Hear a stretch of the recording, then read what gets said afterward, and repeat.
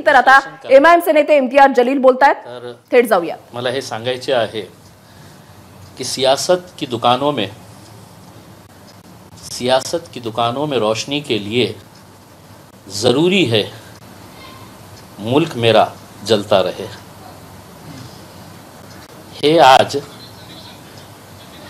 जे भाषण ऐकल्यानंतर 10-15 मिनिटांमध्ये जे लास्टचे त्यांनी ज्या प्रकारे जे भाषण केले, मी पुन्हा सांगतो, सियासत की दुकानों में रोशनी के लिए ज़रूरी है मुल्क मेरा जलता रहे।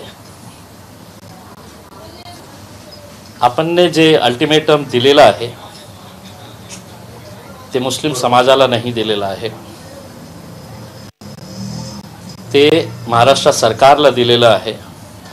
आणि आता आमची अपेक्षा हे आहे की महाराष्ट्र सरकार हे कशा प्रकारे हाताळते, विशेषकर राष्ट्रवादी काँग्रेस ज्यांच्याकडे गृह मंत्रालय आहे, होम डिपार्टमेंट आहे, ते याच्या बाबतीत काय निर्णय घेते।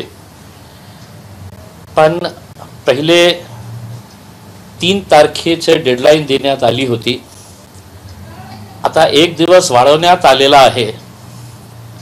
आणि त्याचं कारण मला हे समजतं की हे आपण जे आपल्या कार्यकर्त्यांना आदेशित केलेले आहे की मशिदी समोर जाऊन लाऊडस्पीकर लावून तुम्हाला जे करायचे आहे ते तुम्ही करा, मी अयोध्याला चाललो, तुम्ही तुमच्यावर केसेस करून घ्या, मी अयोध्याला चाललो।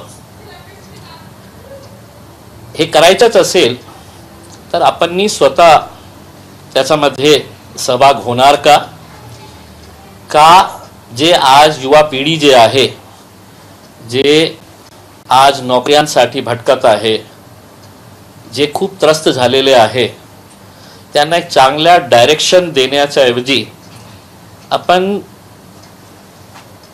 त्यांना जे एक मिसलीड करण्याचा, समाजामध्ये एक तेढ निर्माण करण्याचा, आम्ही पहिलेही स्पष्ट केलेले आहे की सुप्रीम कोर्टाचा ऑर्डर आहे, मग त्याच्या इम्प्लिमेंटेशनची जबाबदारी कुणाची होती।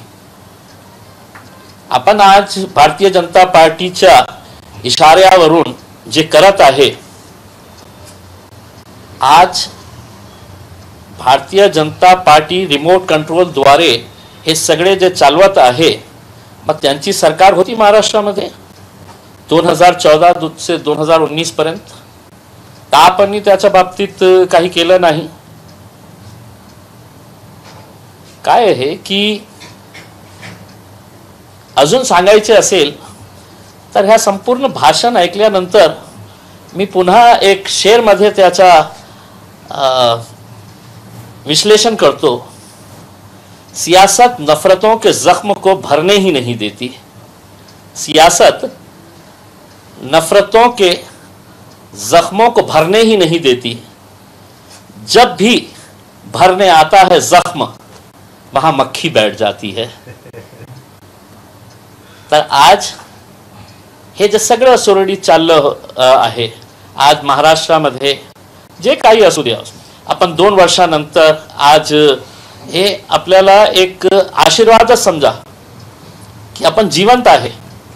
कोरोनाच्या काळात तुम्हीही मेले असते, मीही मेले असतं, आपल्याला बोनस लाईफ मिळालेली आहे, सगळ्यांना बोनस लाईफ, एडिशनल लाईफ मिळालेली आहे।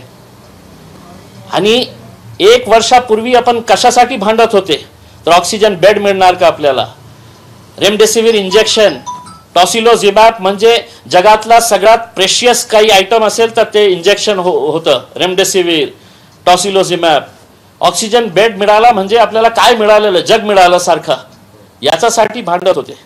1 वर्षामध्ये आपण या परिस्थितीमध्ये आलेले आहे की आपण आज हॉस्पिटलच्या बाबतीत बोलत नाही, नोकऱ्यांच्या बाबतीत बोलत नाही, भाववाढीच्या बाबतीत बोलत नाही। आणि फक्त याच्या बाबतीत मला अशी अपेक्षा होती, एका युवा नेता आहे मतभेद आहे, राजनीतिक मतभेद आहे, पण एक दिशा देण्याचं कामही तुमचं आहे। इतिहास काय होतं, खिलजी काय केलं होतं, कुणाला पळवून नेलं होतं, ते आज त्याचं काय हे आहे कनेक्शन?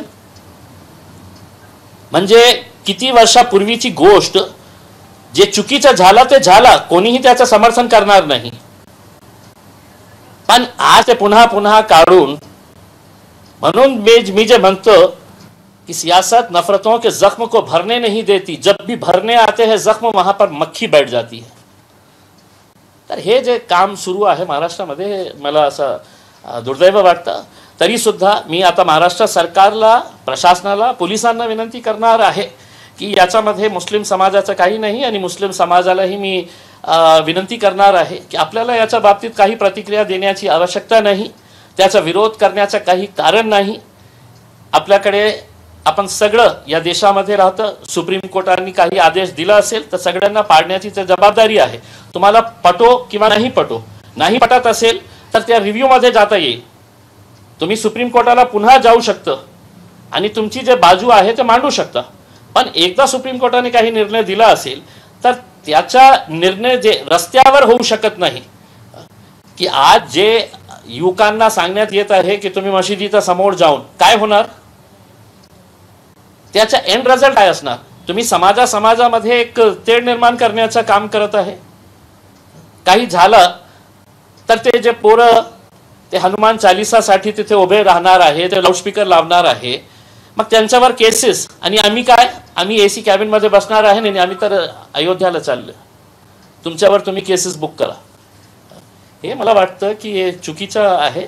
कुठेतरी सर्वांची जबाबदारी आहे आपण याच्या बाबतीत विचार करण्याची.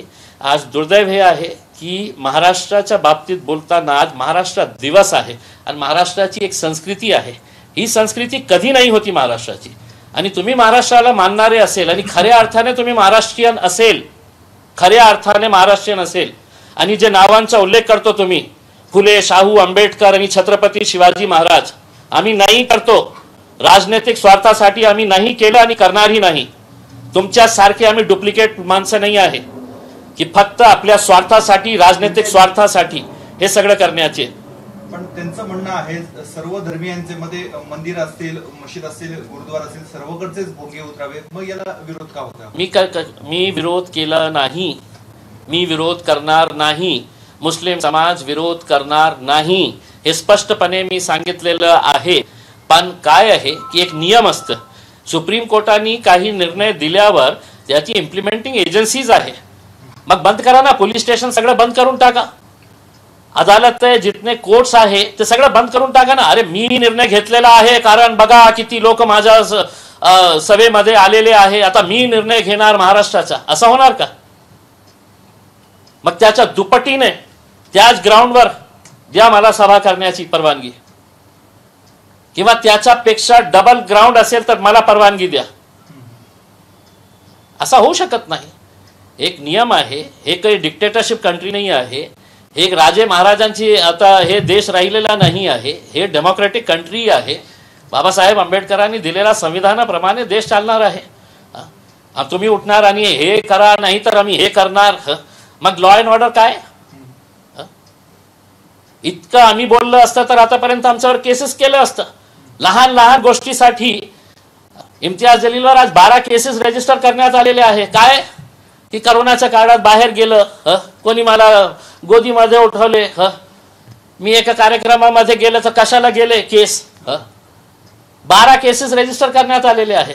मग इतका या भाषेत आता स्पष्टपणे सांगतो, मीही बोलू शकतो, जीव आमच्यामध्येही आहे.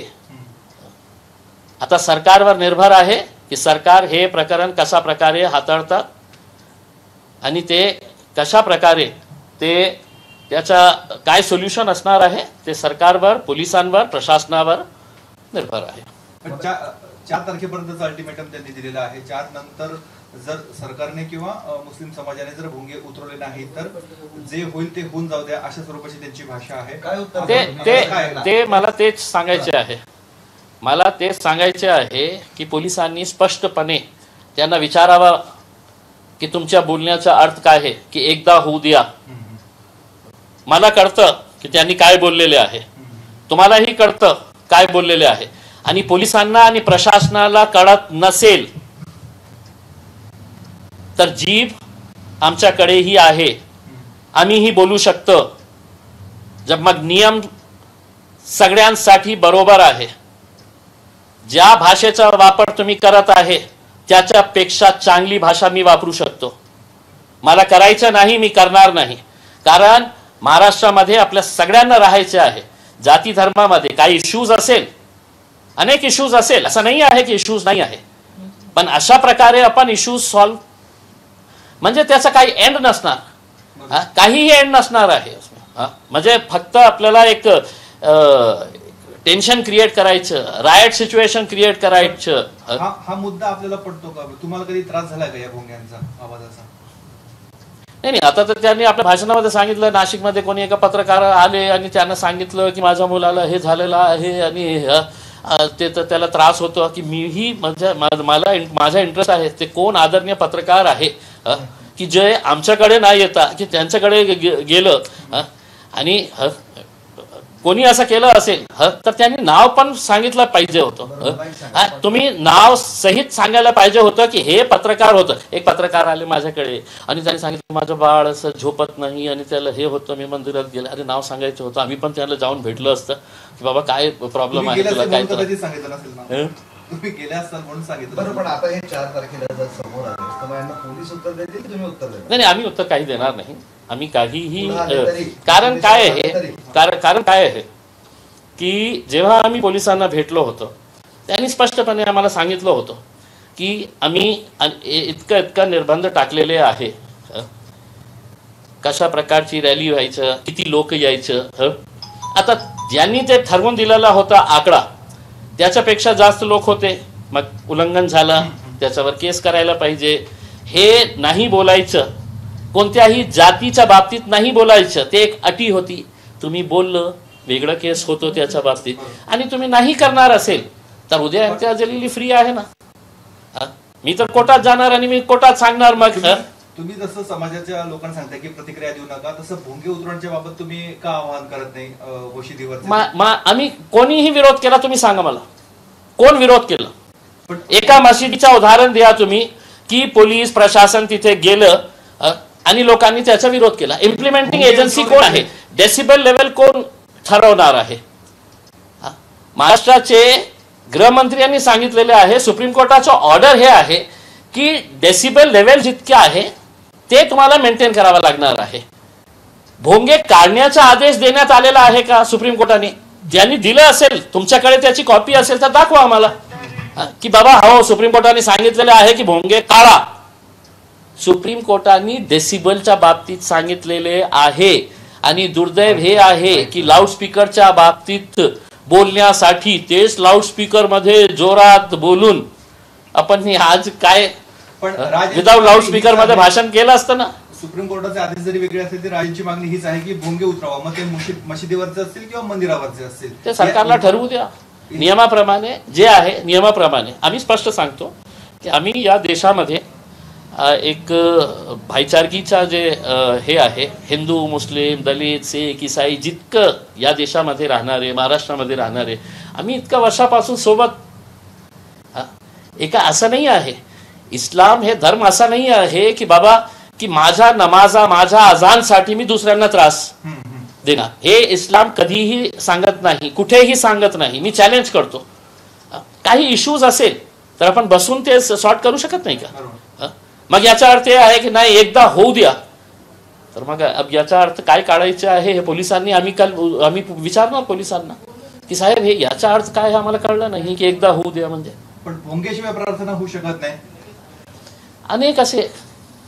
अनेक असे आहे होते, व्यतिरिक्त प्रार्थना झाली पाहिजे म्हणजे होतं, म्हणजे असं नाही आहे की नाही.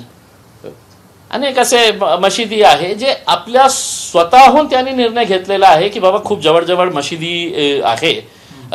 आता आपण एका मशिदीमध्ये आपण भोंगा लावू, दुसऱ्या मशिदीमध्ये आपण कमी आवाजाने किंवा आपण विदाऊट लाऊडस्पीकरने, ते म्हणजे इतकं काही नॅशनल असं डिझास्टर झालेला आहे आणि आता देश संपणार आहे आणि देशामध्ये खूप एक मोठा एक संकट आलेला आहे. हे आपल्या देशामध्ये राहताना अनेक इश्यूज आहे. आता आम्ही बोलायला सुरुवात केली तर अनेक मुद्दे आम्हीही बोलू शकतो, पण आम्हाला माहित आहे की आपले सण असतं, आपले त्योहार असतं. आम्ही काही विरोध करायला सुरुवात केली तर बघा हे तुम्ही काय करता. आम आदमी पार्टीने मागणी केली आहे की त्यांच्यावर प्रिव्हेंटिव्ह ऍक्शन काही झाली पाहिजे. तुमची अशीच मागणी आहे का? नाही, आता काय आहे की मी जसं सांगितलेलं आहे की मी मुस्लिम समाजाला हे सांगू इच्छितो की आपल्याला काही प्रतिक्रिया देण्याची आवश्यकता नाही, आपल्याला काही विरोध करण्याचं कारण नाही आहे. आपल्या हे जे अल्टिमेटम काही असेल तर ते सरकारला आहे, ते पोलिसांवर आहे, ते प्रशासनावर आहे, ते कशा प्रकारे ते हँडल करतील. त्यांनी येऊन आम्हाला दाखवले. उद्या आम्हाला कलेक्टरनी आणि किंवा पोलीस कमिशनरनी बोलावले आणि ते सांगितलं की साहेब हे बघा हे सुप्रीम कोर्टचं ऑर्डर आहे आणि या ऑर्डर प्रमाणे आम्हाला हे कारवाई करावं लागणार आहे. आम्ही सहकार्य करू ना. की जी भाषा ते बोलते ती आम्हाला कळते, सर्वांना त्या भाषेच्या संदर्भात विरोध. तर एमआयएमचे नेते इम्तियाज जलील आता बोलत आहेत. राज ठाकरेंनी जे भाषण केलंय त्या भाषणासंदर्भात आपल्या पक्षाची त्यांची भूमिका त्यांनी आता मांडली. एबीपी माझा, उघडा डोळे बघा नीट.